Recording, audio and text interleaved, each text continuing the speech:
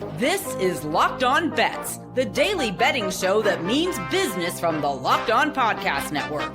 Hosted by Lee Sterling and Kevin Rogers, they're dropping fearless picks with an inside edge to put money in your pocket. If there's action, they've got the lock. This is where smart bets start.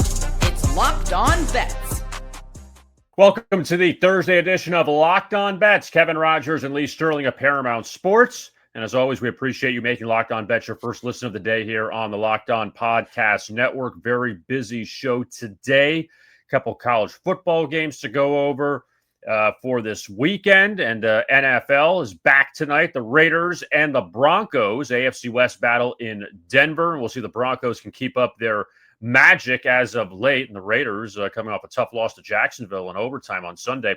Talk about that. Also more UFC as well. So, Lee, let's get right to it, and let's begin with our first blowout special. Oh, boy. Last one out, turn off the lights. This one's a blowout. Inside the Big 12 in Tucson, coming up on Saturday, it's Arizona playing host to Kansas. Good basketball game. I don't know about the football game, but we'll see how it goes coming up this weekend. Arizona's a 4.5-point favorite over KU. Lee, what do you like here with the Wildcats and the Jayhawks? All right, so Kansas, only road win was at UCF, and they were trailing 14-0. So you're saying, well, what happened? How did they win the game? Well, it wasn't that impressive. The UCF quarterback got hurt and had to put in a backup, and their backups are horrendous. And when Jackson went down, the whole game changed. They came back and won the game. When Jackson hasn't been in there, UCF has been nothing. So kind of mediates that win there. They're 2-7, last 9 on the road. Arizona's offense, top 10 in explosive plays. So the quarterback, Noah Fafita, impressive. Not a tall guy, not going to be playing the NFL. He's probably like 5'9", 5'10". Thrown for over 2,000 yards this year, 21 touchdowns and just 4 interceptions. No one talks about him. So running back, think they have a complimentary running game. Ismail Mahdi came over from Texas State, my alma mater, and chipped in 530 yards so far, averaging 6.6 yards per carry. Slew of receivers, top 5 receivers all average at least 12 yards per catch. Sometimes you see receivers and you're like, oh, well, this guy must be pretty good. And they average in 6 yards of reception, 8 yards of reception. They pushed the ball down the field here. Kansas last week played Oklahoma State. They won the game, didn't cover. In fact, Oklahoma State with a converted receiver had more first downs than Kansas. I think Kansas's defense is just terrible.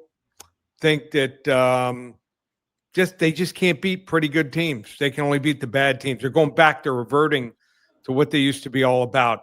I'm laying the spot here. I think Arizona wins this game by 2 or 3 touchdowns, something like 45-31.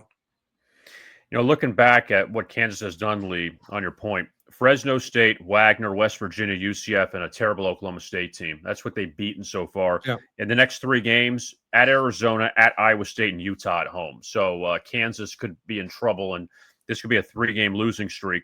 But, and Arizona off a big blow out of Colorado last week. And, look, the Jayhawks have obviously improved from what they were, but they're not a top-tier team in the Big 12. So, I thought Leopold was going to be a good coach, Kevin, and he still might be a good coach.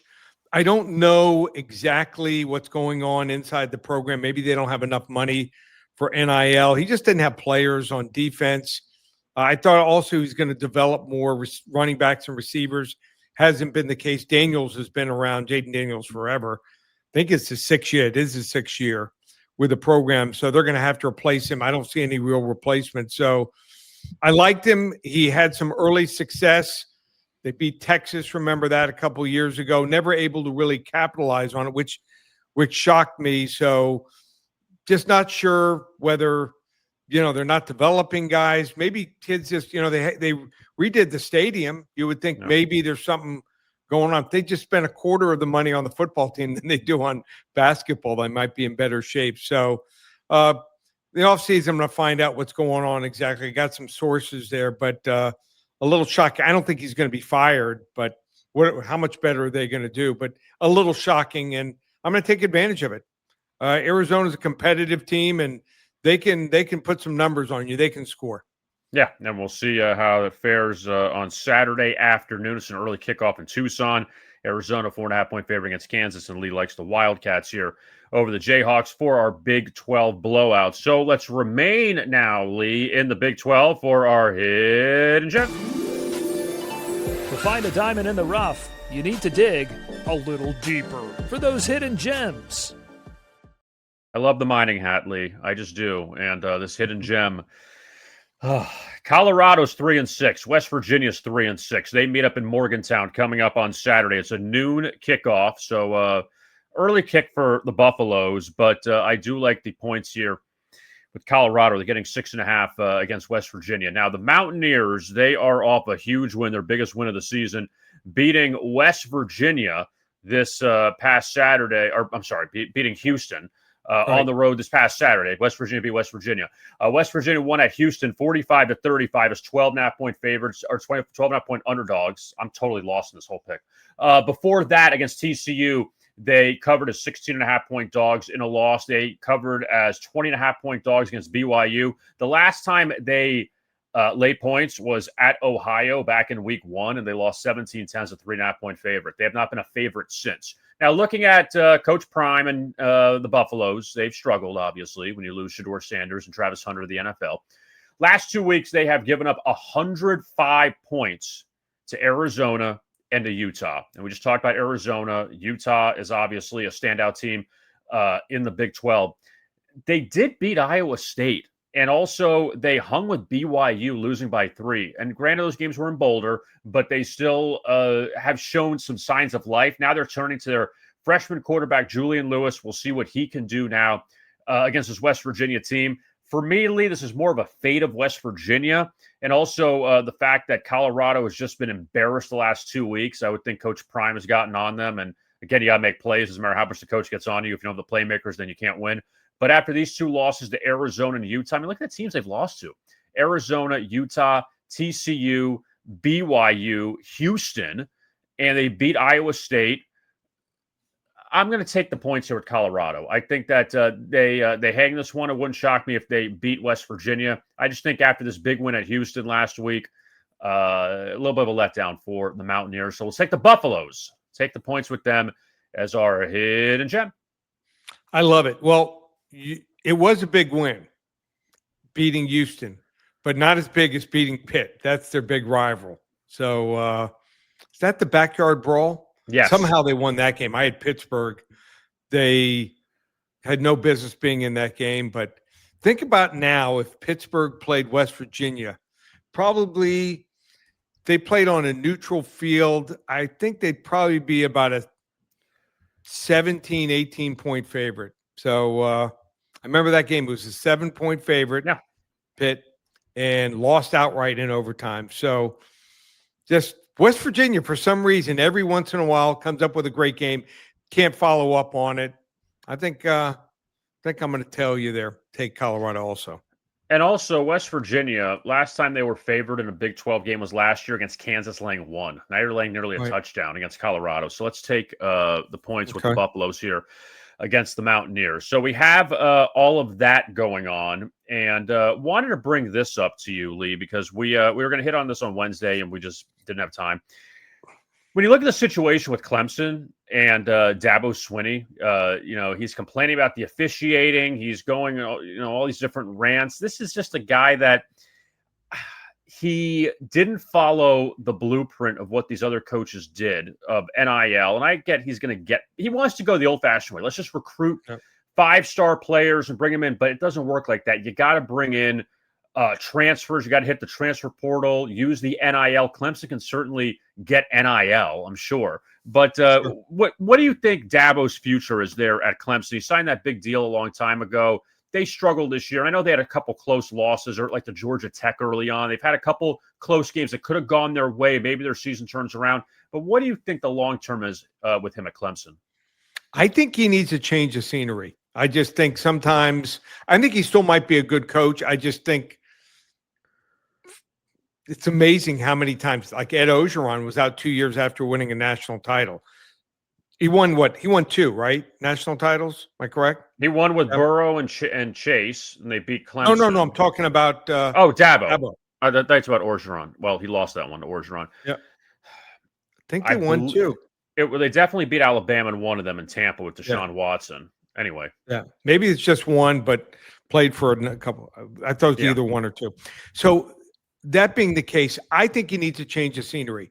If I had to guess, and I'm a betting man, I would bet he's going to work out a buyout where they walk away. They don't pay him anything. And I'm going to say he's going to sign maybe with Auburn. So we'll see. I think he wants to get in the SEC. He needs to get the juices flowing again. I think that'd be great for him. How about him at Auburn or LSU would be great. He played at Alabama. So I think it'd make it fun again. So I'd like to see him in the SEC. Twice, 2016 and 2018, he beat Alabama. Yep. Remember, they went. It was in Santa Clara, right? They went out there and they just destroyed Alabama in the second. The first one was close. The second one, there was a blowout. Right. I just couldn't remember. Sorry, Clemson fans. I can't remember your history. I would have said, though, maybe said if things were going to go sideways with Kalen DeBoer after that FSU loss, then maybe they would cut things off there. It seemed like they were ready to run him out of town, and things have obviously turned around for Alabama where he's safe and they're okay. But you could have said maybe in that situation that he would maybe he'd go back to Alabama when it's all said and done. But obviously Kalen DeBoer is going to stay put. Right. LSU could be interesting. Can I throw one out at you, even though I don't think they would do this? Would he go to Florida? Ooh, I didn't think of that. Crazy one. That's crazy. I think there's a better chance Eli Drinkwitz. I mean, we're talking about also wagering on these things. Right. I think Eli Drinkwitz is the guy. Now, Eli Drinkwitz never wins big games. I think he's like 0-6 against top 10 teams since he got there 5.5 years ago. Done a good job building the program, sends a lot of guys to the pros, just doesn't have the talent. And like in the Alabama game, they've come close a few times, just can't win the big game. He's probably better for Florida, but as a Miami fan, I'm happy if he goes to Florida. Doesn't scare me. So the odds are I think Drinkwitz is going to Florida. Dabo's the wild card. I can't see him going to like a Penn State. That's just no, it doesn't fit for him. No, he'd go to an LSU. Yeah. Or it'd be funny. He would never do this in a million years. If Shane Beamer went to Virginia Tech, he goes to South Carolina and shifts over there. Oh my. He would never be allowed in Clemson. No, again. He wouldn't be allowed in. But there's now there's been some cases. Mark Richt played at Miami, coached at FSU, and then he went to Georgia, but coached at FSU under Bobby Bowden, and then ended up back at Miami. So it's just weird. I don't know about you, but I personally, Kirby Smart, remember, was at FSU, played at Georgia. Yeah. Coached at Alabama's defensive coordinator. I just couldn't do it. I couldn't. My rival, I don't know. It's even hard. In high school. Do you know what it is, Lee? It's going to be who's going to give me the most money, and I don't care about allegiances. That's what it's going to be. Oh, you're going to throw the bag?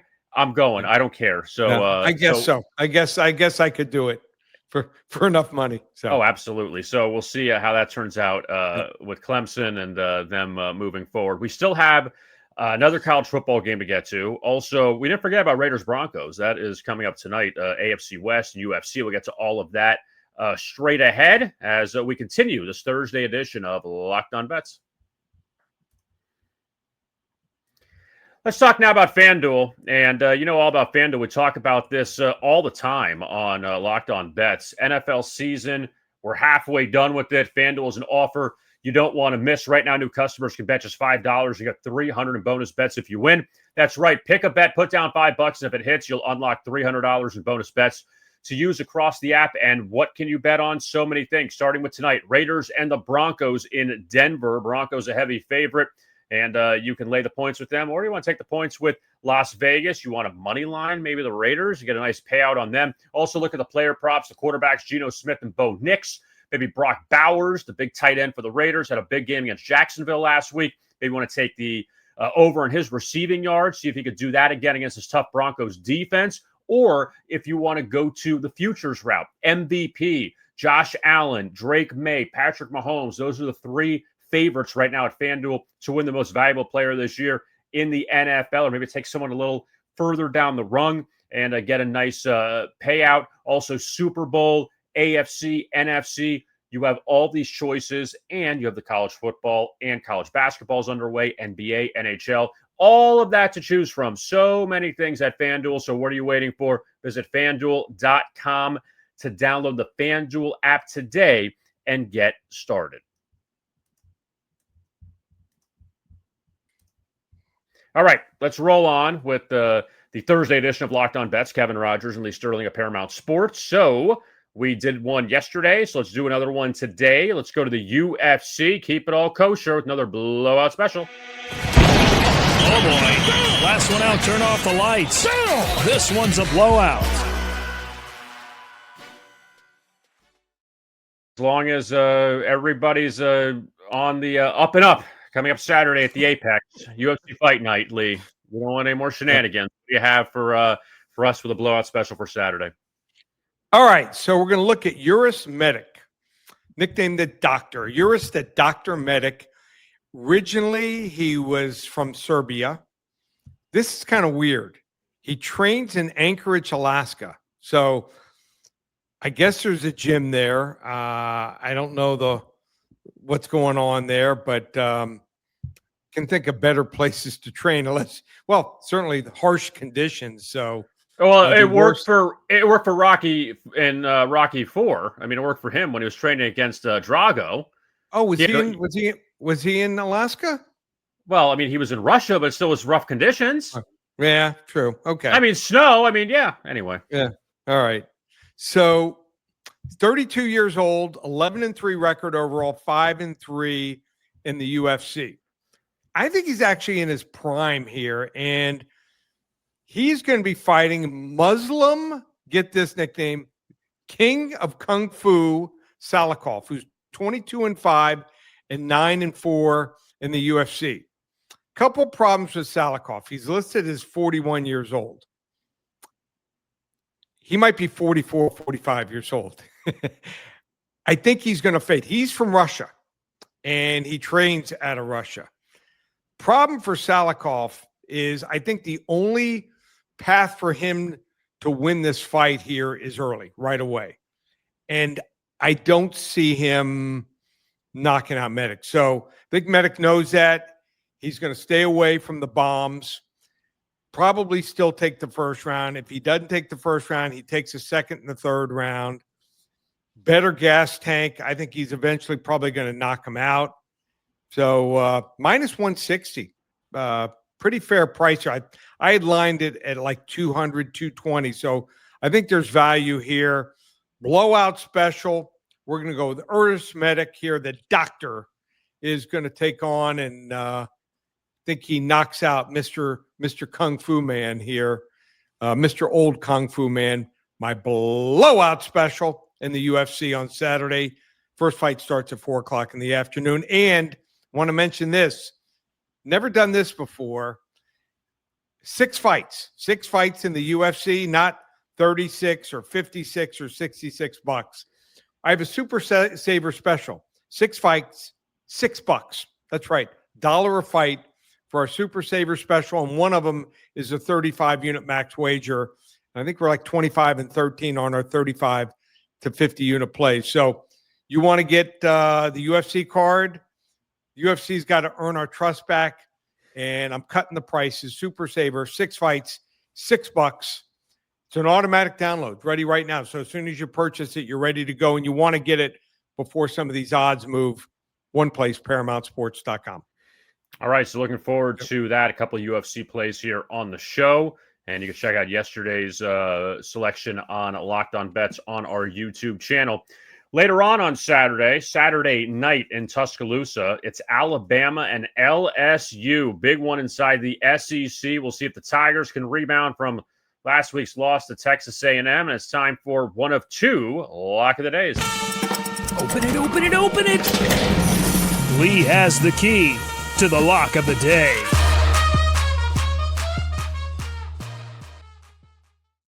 So how things change in the world of college football, and Brian Kelly and LSU, they beat Clemson in week 1, and Brian Kelly gets fired 2 months later. So LSU season kind of in the dumps now at 5-3. Alabama, they lose to Florida State in week 1. Kalen DeBoer is going to get fired, and all of a sudden he's the governor of Alabama. He's won 7 straight, and the Crimson Tide are 4th in the country. Alabama's a 10-point favorite over LSU. Lee, what do you like here with the Crimson Tide and the Tigers? So the first thing you got to remember, when two teams get together like this, it is a rivalry game. First and foremost. Yep, Alabama looking great, beating 5 straight ranked opponents. Impressive. LSU not very impressive. Their raw numbers, they haven't scored more than 25 points in a conference game. They're 124th in rushing at 136 teams, but you got to throw out the record sometimes. I do believe that they just did not like Brian Kelly. Wrong fit. And this would be like Dabo going to Penn State. He's not a Northern guy or a Midwest guy. He's a Southern guy. Brian Kelly was not a Southern guy. He tried to act like he was. Just wasn't a good guy. Wasn't a good fit here. Unlike Billy Napier and James Franklin, players like those coaches. Didn't like Brian Kelly, so I think they're gonna be ready. They're coming off of a bye, may have another 8-10 plays ready to go, maybe similar to what we saw when Louisville played Miami. They got nothing to lose now, so I think you're going to see the coaching staff take some input from the players, which probably wasn't there, and I don't think this Bama team is close to where they were when they were playing for championships or won championships. I know they're ranked like 4th, 5th, 6th, depending on the poll, but I think they're barely a top 10 team here. Remember, again, rivalry game. Maybe one of the biggest there is. Alabama wins 30-24, but I'm taking the 10 points. Wouldn't shock me if LSU takes the game down to the wire, maybe even wins it outright here. My first lock of the day, a level 2 lock. Yeah, with Alabama, they could have lost to South Carolina. They were tied with Vanderbilt at the half. So they've snuck by in a couple games. I mean, Georgia, they were impressive in that game. But we'll see how Alabama fares coming up in this big game on Saturday in Tuscaloosa. Now, coming up, we will get to the NFL. Week 10 kicks off in Denver. Raiders and Broncos. That's coming up next as we look to the lock of the day right here on Locked On Bets.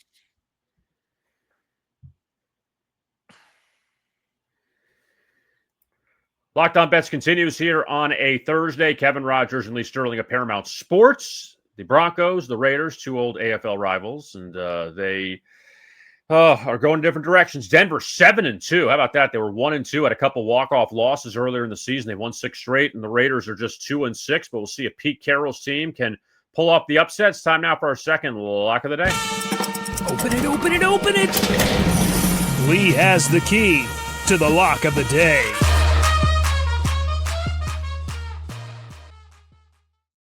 Denver nearly a double-digit favorite. We'll see how they fare here after their comeback win over Houston. Raiders a tough loss in overtime to Jacksonville. Lee, what do you like here with the Raiders and Broncos on Thursday?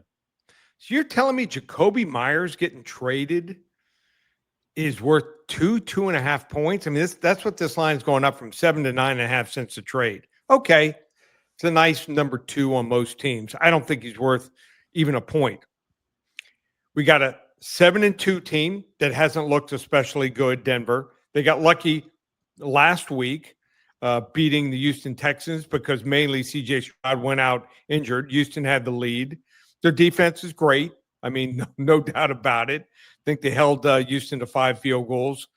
Probably top 2, top 3 in the league. But their offense just not clicking on all cylinders. I thought they should have traded for someone like Breece Hall. I thought they needed a home run hitter at running back, and if not, go for another receiver. If they didn't go for anyone, or at least weren't able to succeed making a trade. So you have a 7-2 team playing a 2-6 team.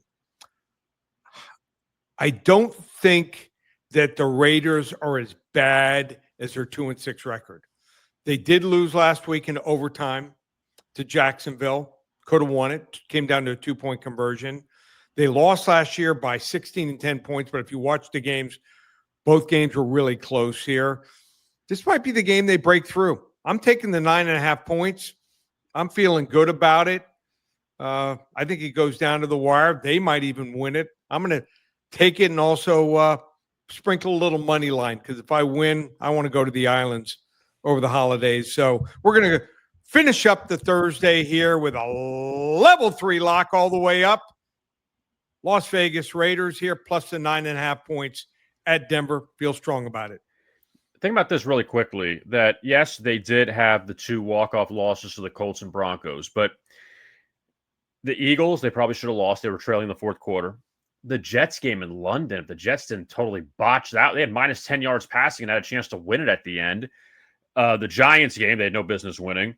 They handled Dallas. That was a really good win. And then Houston, like you said, with C.J. Stroud getting hurt in the first half, that kind of derailed the Texans. And they still were winning late in that game until the Broncos took the lead. So Denver's had some things go their way during this winning streak. That 7-2, I think, is a little bit ambitious, thinking that they're not that good. They're good. And Patrick Surtain is still hurt. Patrick Surtain II is still hurt. That they're good. But I don't know. But again, rivalry game and the Raiders off a tough loss. We'll see what Geno Smith has left, because Geno Smith really hasn't had a good season.